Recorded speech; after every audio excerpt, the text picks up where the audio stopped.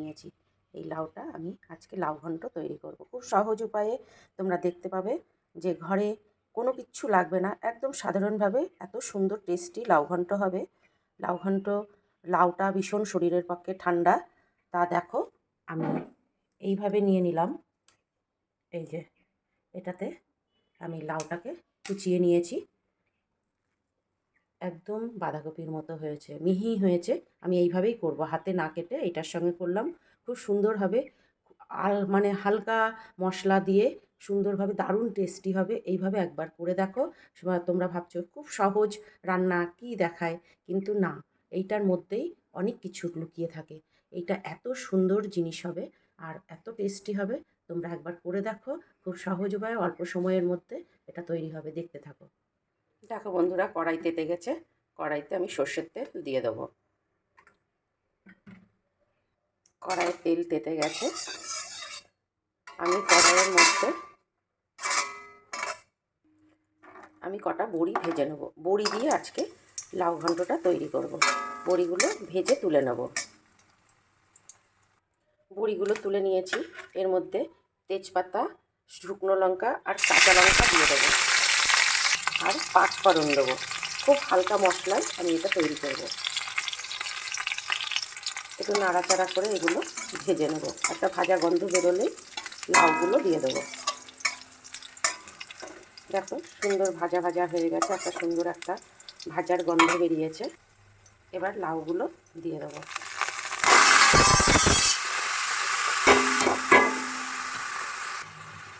এবার নাড়াচাড়া করে এটাকে ভাজা ভাজা করবো। এর মধ্যে নুন দিয়ে দেবো। এমনি খুব নরম লাউ, তার ফলে এত জিরি করে আমি নিয়েছি। একটু নুন দিলে একদম নরম হয়ে যাবে। এর মধ্যে কোনো জল ব্যবহার করব না, আর এতে আমি হলুদ ব্যবহার করব না। সরাসরি আমি, দেখতে থাকো কিভাবে করছি। খুব সহজ উপায়ে, কোনো মশলা সেইভাবে লাগবে না। একদম প্লেনভাবে লাউ ঘন্ট। লাউ শরীরের পক্ষে ভীষণ উপকারী, একদম ঠান্ডা। চলো, আন্দাজ মতো লবণ দেবে। তোমরা যতটা লাও সেইভাবে লবণটা দিয়ে দেবে। এবার দেবো জিরের গুঁড়ো, সামান্য পরিমাণ জিরের গুঁড়ো দিয়ে দেবো। আর একটু দেবো কাশ্মীরি লঙ্কার গুঁড়ো। এখানে হলুদ ব্যবহার করব না। আমার রাস্তার ধারে বাড়ি তো, গাড়ির আওয়াজটা মাঝে মাঝে পেতে পারো। যতই সাউন্ড অফ করে করি না কেন, আওয়াজটা চলে আসে, কিছু মনে করবে না। কারণ না হলে তো ভিডিওটা করাই যাবে না কোনো সময়। সব সময় আমাদের গাড়ি চলতেই থাকে। দেখছো কত সহজভাবে এই লাউ ঘন্টটা আমি তৈরি করব। এর থেকে কত জল বেরিয়ে গেছে দেখো। এবার ঢাকা দিয়ে নাড়াচাড়া করে ঢাকা দিয়ে এই জলটাকে শুকাতে দেব। একবার বন্ধুরা এটা করে দেখো, কেমন লাগছে অবশ্যই কমেন্ট করতে ভুলবে না। কমেন্ট করবে, আর ভালো লাগলে পাশে থাকবে। আর যারা ইউটিউব থেকে দেখছো তারা অবশ্যই, যদি ভালো লাগে, আমার চ্যানেলটা একটা সাবস্ক্রাইব করে দেবে আর লাইক কমেন্ট করবে। আর এই ফেসবুক থেকে যারা দেখছো অবশ্যই লাইক কমেন্ট করবে, ভালো লাগলে ভালোবাসার ছোঁয়া দিয়ে যাবে। এবার আমি ঢাকা দিয়ে রাখবো। বন্ধুরা এবার ঢাকনা তুলে দেখি এটা কতদূর কী হলো। দেখতে পাচ্ছ জলটা অনেকটাই শুকিয়ে এসছে, একদমই শুকিয়ে যাবে। এর মাঝে আমি এবার দিয়ে দেবো আদা বাটা। আদাটা দিতেই হবে, কারণ আদার গন্ধটা অসাধারণ লাগে কিন্তু। এবার নাড়াচাড়া করে আবার ঢেকে দেবো।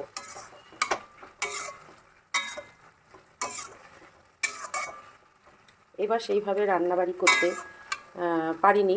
বিভিন্ন রকমের নতুন নতুন খাবার আমি প্রত্যেক বাড়ি তৈরি করি।